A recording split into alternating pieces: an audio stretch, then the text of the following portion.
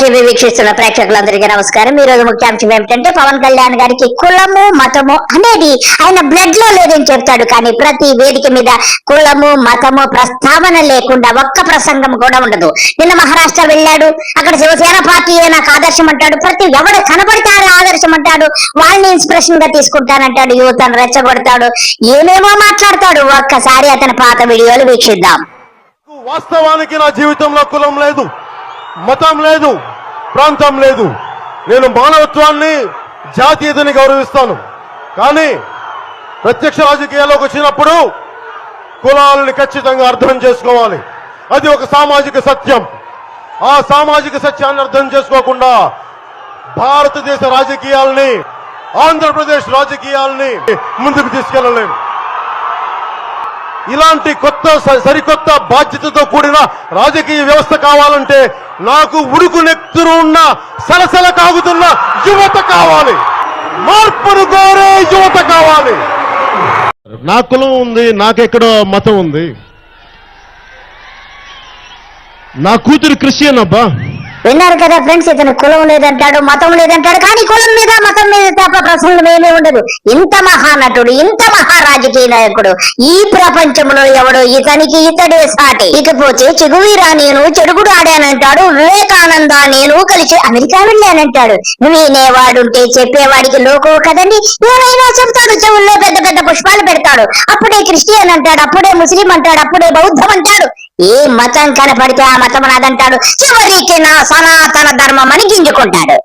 అలాగే ఈరోజు చాలా యాదృచ్ఛికంగా జూన్ 14న నాకు ఇష్టమైన ఎర్నెస్టో చే గెవేరా పుట్టినరోజు. నాకు రాజకీయాల స్ఫూర్తిని, పోరాట స్ఫూర్తిని తెలియజేసిన మహానుభావుల్లో భగత్ సింగ్, చంద్రశేఖర్ ఆజాద్, నారాయణ గురు, రాజ్గురు, సుఖ్దేవ్, నేతాజీ. పవన్ కళ్యాణ్ గారు, మరి మీ గురువు చంద్రబాబు గారు లేరా? చెప్పండి ప్లీజ్. వీరితో పాటు శ్రీ నారా చంద్రబాబు నాయుడు, ఎర్నెస్టో చే గెవేరా దక్షిణ అమెరికా ఖండానికి సంబంధించిన ఒక యోధుడు. అతని స్ఫూర్తి. భారతదేశం, భారతీయులు ఎలాంటి వాళ్ళంటే హంస లాంటి వాళ్ళు. ఎర్నెస్టో చే గెవేరాలో భారతీయులందరూ కూడా హంసలైతే నువ్వు ఒక్కడివి మాత్రము ఆంధ్రదేశానికి పట్టిన హింసని మాత్రం చెప్పడంలో ఎంత మాత్రం అతిశయోక్తి లేదు. నాకు నచ్చింది తన ప్రాంతం కాదు, తన ఖండం కాదు, తన మనుషులు కాదు, తన బంధువులు కాదు, తన సమస్య కాదు. కానీ సాటి మనిషి బాధపడుతుంటే పక్కకి అటుపక్క ఖండంకి వెళ్ళి కూడా యుద్ధం చేసి ఇంకొక దేశానికి స్వాతంత్రోద్యమంలో పోరాటం చేసి విడిపించి అతను ప్రాణాలు కోల్పోయాడు. నీ ఒక్కడికే చెగువీరా గురించి తెలిసినట్టు ఎవరికి కూడా చెగువీరా గురించి తెలియనట్టుగా ఉపన్యాసాలు దంచుతావు. ఆచరణ మాత్రం శూన్యము నువ్వు. అలాగే ఒకసారి వామపక్ష భావజాలంలా మాట్లాడతారు. ఒకసారి నన్ను అడుగుతారు, నువ్వు మార్క్సిస్ట్ కమ్యూనిస్ట్ అని అడుగుతారు. నేను హ్యూమనిస్ట్ అని చెప్తాను. పవన్ కళ్యాణ్ గారు, మీరు హ్యూమనిస్ట్ కాదండి, యు ఆర్ ద ఆపర్చునిస్ట్. అంటే అవకాశవాది రాజకీయవేత్త. మానవతావాది అని చెప్తాను. మానవతావాదం రెండిట్లో ఉంటుంది. అటు ఎక్స్ట్రీమ్ రైట్లో ఉంటుంది, ఒక షెగెవేరాలో మానవత్వం కనిపిస్తుంది, ఒక స్వామి వివేకానందలో మానవత్వం. నేను రెండింటిని అర్థం చేసుకున్నాను కాబట్టి కాంటెంపరీస్ చేసుకొని మధ్యదారిలో ఉంటాను. మధ్యదారిలో ఒకసారి నా ప్రజల అవసరాల మేరకు నేను మారుతాను, అంతే. నా అవసరాల కోసం నేను మారను. ఇంకోసారి నా ప్రజల అవసరాల మేరకు నేను మారుతాను, అంతే. నా అవసరాల కోసం నేను మారను. పవన్ కళ్యాణ్ గారు, మీరు చక్కటి అవకాశవాదాన్ని చక్కగా వినిపించారు. మీరు ఆంధ్ర రాష్ట్రంలో ఒక్క వైఎస్ఆర్సీపీ పార్టీ తప్ప అన్ని పార్టీలను అంటగాగి పొత్తు పెట్టుకున్నారు. అంత చక్కటి అవకాశవాది మీరు. ఏమన్నా అంటే ప్రజల మీదకి తోసేస్తారు. ప్రజల క్షేమం కోసమే, ప్రజల యోగక్షేమాల కోసమే నేను పార్టీలతో అంత కాగుతున్నానని చెబుతావు. ఎందుకయ్యా ఈ నటనలన్నీ నీకు? ఇకపోతే పవన్ కళ్యాణ్ గారు, ప్రజల కోసం మీరు సనాతన ధర్మము యాక్షన్ చెయ్యండి. చక్కటి నటన ప్రదర్శిస్తారు కదా, మొదలు పెట్టండి. I am an unapologetic Sanatani Hindu. I am an unapologetic Sanatani Hindu. Pawan Kalyan గారు ఇంతసేపు సనాతన ధర్మము గురించి గింజుకున్నది చాలా చాలా బాగుంది. ఇకపోతే ముస్లింస్ గురించి గింజుకోవటము, గొక్కోవటము, పీక్కోవటము చేయండి. మైనారిటీ అని ఎందుకు ఆ పదం ఎందుకు వాడతారు? ముస్లింలు అనే వాళ్ళు మన దేశంలో అంతర్భాగం. అది ముస్లిం మతం మన దేశంలో అంతర్భాగం. ముస్లింలు ప్రత్యేకంగా దేశభక్తి చూపించాలా? పవన్ కళ్యాణ్ నీ ఓట్ల కోసము ముస్లింస్ ను రెచ్చగొడతావు, హిందువులను రెచ్చగొడతావు, సనాతన ధర్మం అంటావు, ఇప్పుడు వచ్చేమో ముసల్మాన్స్ రెచ్చగొడుతున్నావు. అంటే నీ యొక్క టార్గెట్ ఏంటి? మత ఘర్షణను రేపాలనేటువంటి భావమే కదా నీ టార్గెట్.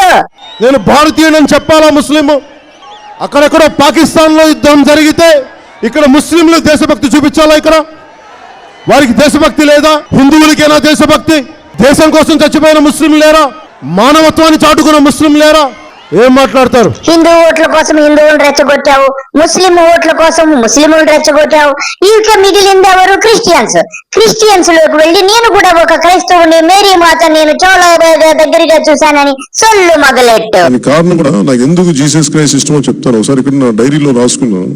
ఒక రోజు నా పెద్ద కొడుకు పడిపోయాడు. వాడు ఇంత వయసప్పుడు పడిపోతే వాడు మోకాళ్ళకి రక్తం వచ్చింది.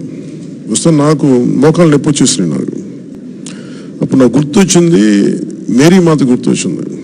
ఎదిగొచ్చిన కొడుకుని, వయసు వచ్చిన కొడుకుని మంచి చెప్తుంటే, విలువలు చెప్తుంటే రోడ్డంతా కొట్టి బిడ్డను తన జన్మించిన బిడ్డను తీసుకెళ్తుంటే ఆ తల్లి ఏం బాధపడి ఉంటుంది అనేది నాకు గుండె చెల్లించిపోయింది ఒకసారి మేరీ మాతని తలుచుకుంటే. సో అందుకే నేను మతాన్ని చాలా సంపూర్ణంగా అర్థం చేసుకున్నాను. అందుకని మీ సేవా తత్పరత, ఎందుకంటే నేను భగవంతుడి పిలుపు అన్ని రంగాల్లో ఉంటుంది, అన్ని మతాల్లో ఉంటుంది. ఎందుకంటే భగవంతుడు మూలం ఒకటే. ఇంతవరకు బాగానే ఉంది. క్రిస్టియానిటీ గురించి చక్కగా చెప్పాడు. నా కూతురు క్రిస్టియన్ అబ్బా అని కూడా చెప్పాడు. మా కూతురు బాప్టిజైజ్ చేసింది ఎక్కడ? రష్యా ఆర్థోడాక్స్ చర్చ్ ఏ చర్చిలోనే చేశారని చెప్పారు. ఇదే క్రైస్తవులు ఇప్పుడు విజయవాడలో కృష్ణా నదిలో బాప్టిజం తీసుకుంటున్నారట. వారందరి మీద వీడియోలు తీసి మత మార్పులు చేస్తున్నావని చెప్పి పోలీస్ కంప్లైంట్ ఇచ్చాడట. అంతేకాదండి, TV9 కి ఇచ్చేసి ఈ మొత్తం వీడియోస్ అన్ని కూడా వాళ్ళ మీద లేనిపోని అలిగేషన్స్ చేసి ఇంత నీచానికి ఒడిగట్టాడు. ఇతన్ని మనం ఏమనాలా? అతని 4 కాళ్ళు లేకపోతే ఇంకేమో మీరే నిర్ణయించండి ఒక్కసారి వీడియో చూసి. బెజవాడలో మత మార్పిడులపై వీడియో రిలీజ్ చేశారు జనసేన అధినేత పవన్ కళ్యాణ్. నిమి ఘాట్లో 42 మందికి సామూహిక మత మార్పిడులు చేశారని చెప్పారు. వారంలో 100 మందికి మత మార్పిడులు జరిగాయన్నారు. ఇంత జరుగుతున్నా ప్రభుత్వం ఏం చేస్తోంది అంటూ పవన్ ప్రశ్నించారు. నేను సూడో సెక్యులరిస్ట్ కాదు. మూకమ్ముడి మత మార్పిడి జరుగుతుంటే ముఖ్యమంత్రికి తెలీదా?